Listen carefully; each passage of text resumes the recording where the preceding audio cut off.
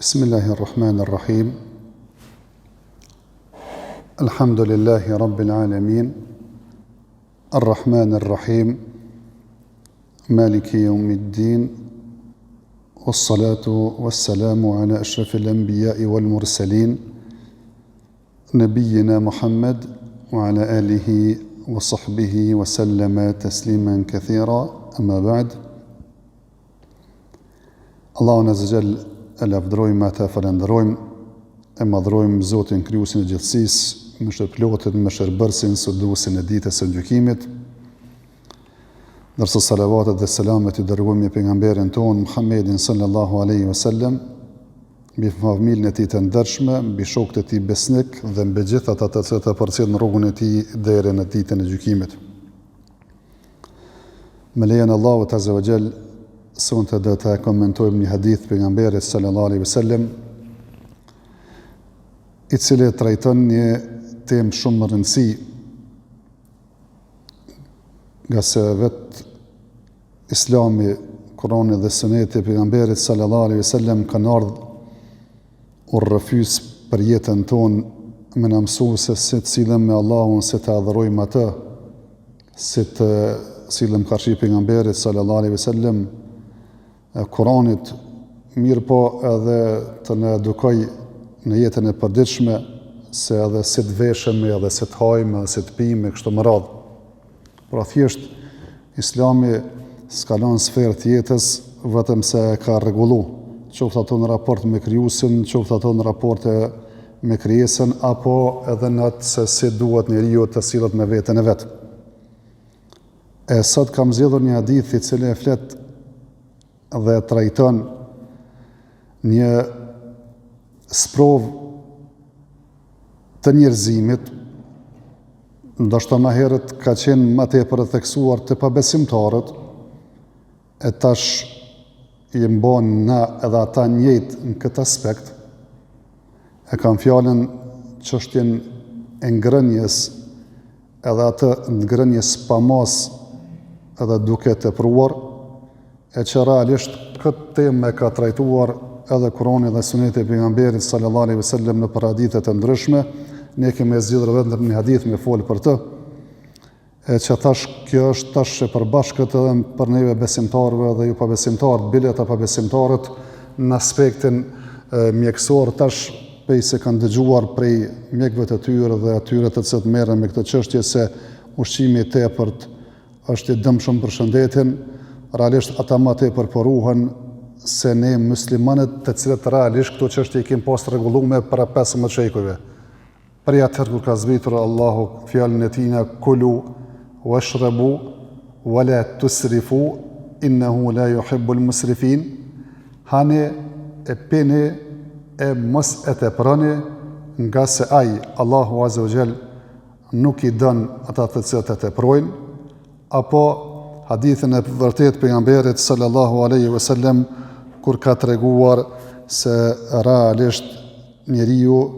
duhet me ngrën, apo vetëm sa thjesht e mbon jetën e vet, shëndetin e vet, e nëse dën pak më tepër me hongër, atëherë ka thonë me ndon 3 pjesë, një pjesë në tretën për ushqim, në tretën për pirje, një tretën për frymarrje. Apo hadithin për cilën sot do të flasim ne, që ka thonë pejgamberi sallallahu alaihi wasallam se besimtari,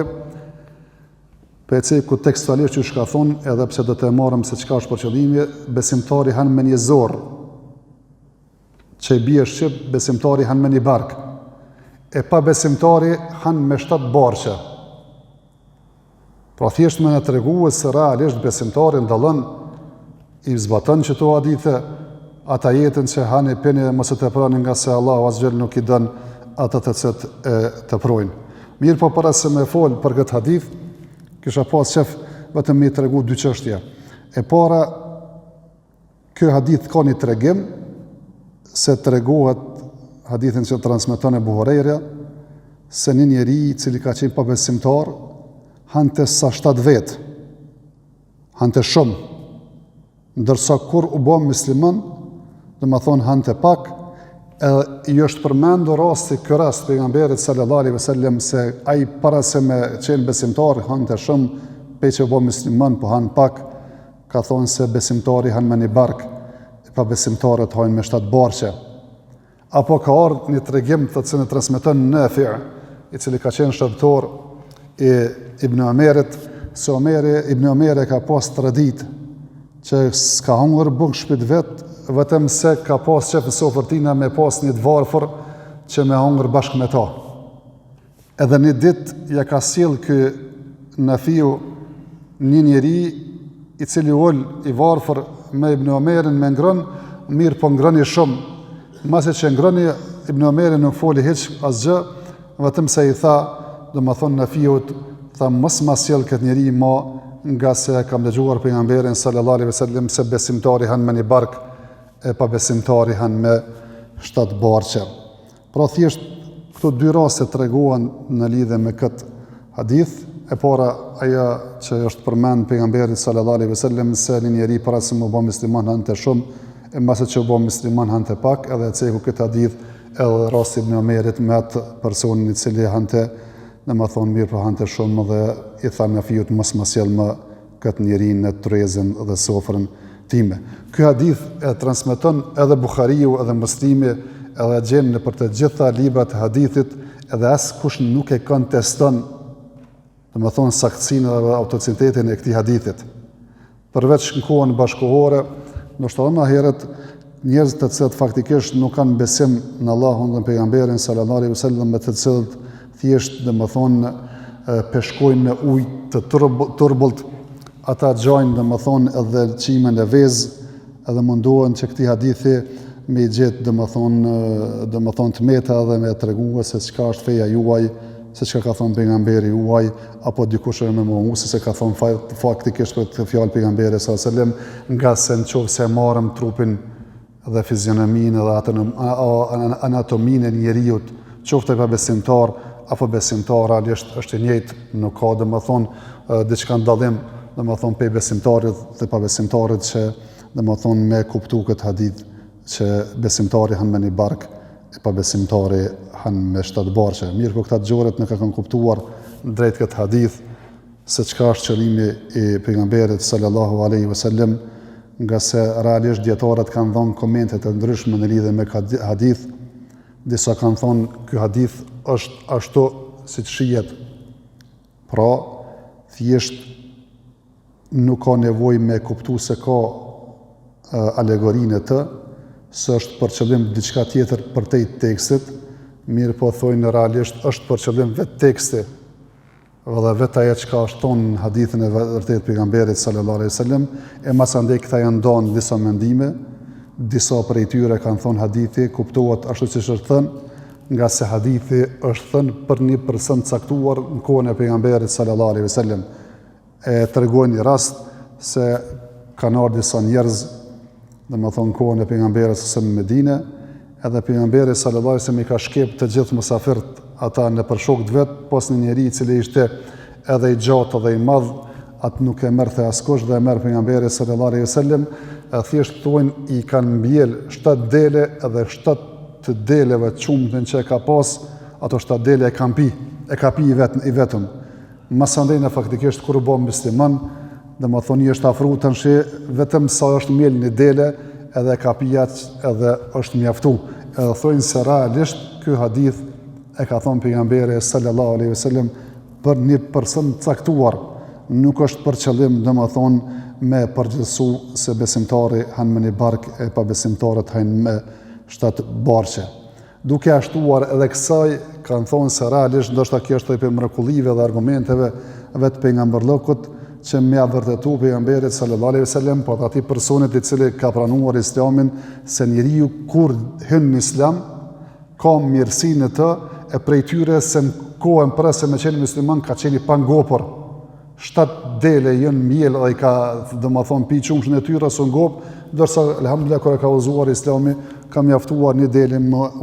miell edhe çumtë i saj me ngop pa pas nevojë me miell të dytën. Thash këtë e cekun si mendim, edhe se shumica e dietarëve nuk e pranojnë këtë, se ky hadith është vetëm për një person, nga se realisht Ibn Omeri, kur e ka pas atë rastin me atë musafirin, që i ka ardhur dhe ka hungër shumë, edhe i ka thonë në fiut mos sjell mo këtë person, realisht ka argumentuar me këtë hadith që besimtari han me një bark e pa besimtari me 7 barqe, që një farforme arsye pse s'kam qef është që ky person që po han ka buk, dhe ma thonë trezën tem, pe përgjasoj këpa besimtarve, atër mos ma sjell ma në trezën dhe sofrën time, që i bjen që Ibn Omeri ka argumentuar, ju vetëm bëqat rasin që është fjala, është thonë hadith, mirë për e ka përgjithësuar këtë hadith. Duke ashtuar edhe kësaj se thonë, moralisht nuk është hadithi vetëm për këtë person, nga se do më thonë ka ky hadith nuk o thonë vetëm që të rasin me këtë personin, mirë po se duket është dhonë edhe në për raste të ndryshme që kuptohet që nuk është për qëllim për një person. Kjo është e para, do më thonë që thonë se nuk është do më thonë për një individ, mirë po është i përgjithësum. Atër, kur kanë thonë që është i përgjithësum, kanë thonë komente tjera, disa kanë thonë është se realisht fjala është se besimtari han pak se ka bereqet na që e han. Pa besimtari, dhe më thonë edhe me hongër shumë, dhe më thonë nuk ngopet nga se realisht ai është i tillë nga se nuk ka bereqet në ushqimin e tina. Kjo është mendim. Mendim tjetër kanë thonë se besimtari han me bismillah, edhe han vetën. Pa besimtari nuk bën bismillah, edhe me ta hajnë edhe shejtanet, e që realisht kur të hajnë njeriu ma tepër se një person, realisht edhe mundësia reale është që mos mungop. Mendim tjetër kanë thonë se është për qëllim, nuk është për qëllim, dhe më thonë se realiteti numrit si numër, se besimtari han me një bark e pa besimtari me 7 barqe, po me i tregu se realiteti besimtarit është kë, që realisht me pak ngopet, se qëllimi i tina nuk është vetëm me hongre me pi, edhe thjesht më knaq këtë botë, nga se realisht besimtari ka mision tjetër, edhe e din se për kësoj dënjaje merr atë sa ka nevoj për me mbaj trupin dhe jetën dhe me vazhdu jetë atina, nga se destinacioni i tina është për të Allahu Azza Jall, e pa besimtarit ka të kundërtën. Realisht fokusimi i tina është këtë dënja, na tjetër nuk beson, edhe mundohet sa më tepër me marr edhe prat edhe s'ngopet, domethënë edhe nëse han sa 7 persona, edhe pse thash numri disa pediatrëve kanë thonë se nuk është për qëllim domethënë numri vetëm e tregue, domethënë se sa shumë ka mundësi me hangër edhe sa i pangopur, domethënë ka mundësi domethënë me qenë ai person. Disa kanë thonë se realisht ky hadithi se besimtari han me një barkë pa besimtari han me 7 barqe, realisht tregon për realitetin e shumicës të besimtarëve pa besimtarëve. Shumica e besimtarëve kështu të veprojnë, nga se ka dhe besimtarë faktikisht që hajnë është më shumë se pa besimtarë, apo realisht është shumica e gjendjes së pa besimtarëve, nga se ka pa besimtarë që hajnë pak edhe pa pak se besimtarët. Disa kanë thonë se është për qëllim, domethënë se besimtarët të cilët e kanë imunin e plot hajnë çështë me një bark. Se ata që e kanë imunin zaif e janë dëp në imun, realisht domethënë shpesh e sheh që nuk dallojnë pej pa besimtarëve, mirë po domethënë hajnë edhe më tepër ndoshta edhe se pa besimtarët. Këto janë dhonë thash këto mendime dhe këto ide të dietarëve kur e kanë komentuar domethënë këtë hadith, e që të gjitha parafërsisht aludojnë në një çështje. E para, domethënë që realisht njeriu në këtë botë e din pse ka ardhur, e din se ushqimi dhe pirja është një prej elementeve dhe arsye dhe shkaqeve me mbjetu, edhe han sa i mjafton atina, edhe thjesht kur e han me njet që thjesht më forcu që me kon njeri i mirë, besimtar i mirë, njeri i devotshëm, adhurues ndaj Allahut Azza wa Jall, aja që të pran e din që faktikisht duhet me shpërnda dhe me shkep edhe se ka dërt, edhe në qoftë se ndonjëherë lën veten keq, nga se din hadithin e pejgamberit sallallahu alajhi wasallam se nuk është besimtar ai i cili flen e i fqiu i tina është i uritur, ndërsa e kundërta është pa besimtari, thashë se nuk ka domethënë qëllim në këtë jetë, nuk e din pse s'ka ardhur, as domethënë çka misioni i tij, as ku do të shkoj pas vdekjes, thjesht domethënë mundohet me u kënaq me këtë dunjë edhe me mbërris sa më tepër domethënë në këtë dunja. Apo ajo që më ka pëlqyer është në fjalën e Ibn Qayyimit, është thënë se realisht besimtari ka dy lloje ushqimeve. Ka ushqimin e zemrës edhe ka ushqimin e trupit. Qofse ushqimi i zemrës është i mjaftueshëm, njeriu ka iman në Allahun, ka iman në pejgamberin, ka iman domethënë në librin, Kur'anin dhe pejgambert dhe librat më përparshme, ka iman kadan dhe kaderin, ka iman domethënë ditën e gjykimit. Realisht një pjesë të madhe të ushqimit e ka, e pe asaj trupore si mjafton pak. Përkundrazi atij i cili anën shpirtërore e ka bosh, edhe nuk e ka të mbushur me këtë ushqim të imanit, realisht ai mundohet me e kompenzuar mos andaj me anën fizike edhe materiale, edhe i duhet me hangën sa 7 vjet edhe më tepër, mirë kur s'ka më pas mundësi mungop se realisht domethënë anën e brendshme e ka domethënë bosh. Kjo është ndoshta një prej fjalëve më të mira që kam dëgjuar në lidhje me këtë hadith. Si përfundim, për mos me zot, ajo që kuptohet prej këtij hadithi është që njeriu duhet me e paksu, domethënë çështjet e kësaj dunjaje të gjithat, e sidomos ushqimin edhe pirjen, duke u nisur prej aty në haditheve që i ceka, domethënë që ka thonë për ajetit kuranor kulu washrabu wala tusrifu innahu la yuhibbul musrifin, hani dhe pini, mos e teproni, nga se Allahu ai nuk i don ata të teprojnë, edhe duke u nisur nga hadithe pejgamberit sallallahu alaihi wasallam se nuk ka ndonjë sen që e ka mbushur e biri Ademit se atë që e ka mbushur barkun e vet. S'ka, domethënë që thojmë na apo nuk ka gjësen që është mbush më këtë se atë që e ka mbushur, domethënë i biri Ademit barkun e tina me ushqim pa nevojshëm, që thjesht do të hanë disa kafshata sa të ketë takat, të ketë energji me jetu. Qofse patjetër duhet me shtu më tepër, që tash ka thonë një dane në 3 pjesë, një tretën për ushqim, një tretën domethënë për domethënë pirje, e një tretën domethënë për ajër. Edhe kjo domethënë është ajo që domon me kuptu se fenë tonë vëllezër të nderuar ka ekuilibër. Përveç asaj që thash duhet njeriu me paksu unë në kësaj dunjaje, ushqimin edhe pirjen, dhe mos me tepru kur han edhe pin, se përveç që thjesht e kemi kaluar kufit e Allahut azza wa jalla dhe pejgamberit sallallahu alajhi wasallam, realisht këtu na shkaktojnë dëm dhe tash vërtetohet me shkencën bashkëkohore se shumica e dëmeve të shëndetit bëhen ose nga ushqimet e jo të shëndetshme ose nga ushqimet e tepërta. Mirë pa dhe anën tjetër, thjesht feja jonë kërkon që gjërat me i balancu, se cilës me dhon hakun, në rastin konkret të organizmin me dhon 3 pjesë, një pjesë për ushqim, një pjesë domethënë për pirje dhe ujë, edhe një pjesë domethënë për ajrin dhe frymarrje, edhe mos mi ngatrua domethënë njëra tjetër tek. Po ai njëri që të han shumë dikur edhe me menzi merr frym, se faktikisht nuk kalon domethënë vend mjaftueshëm që kur të thithin domethënë mushkrit atë oksigjen që me u lirua dhe me zbrit poshtë për shkak mbi kërkesës së lungët nga ushqimi i tepërt. Dhe tjetra vëllezër të nderuar është që realisht njeriu duhet me pas konsiderat që nga këtë dunja me qenë zahid, thjesht me kuptu realitetin e kësaj bote, më përgatit për ahiret, mos me lakmu, domethënë në këtë dunja, mos më baj pangopër, që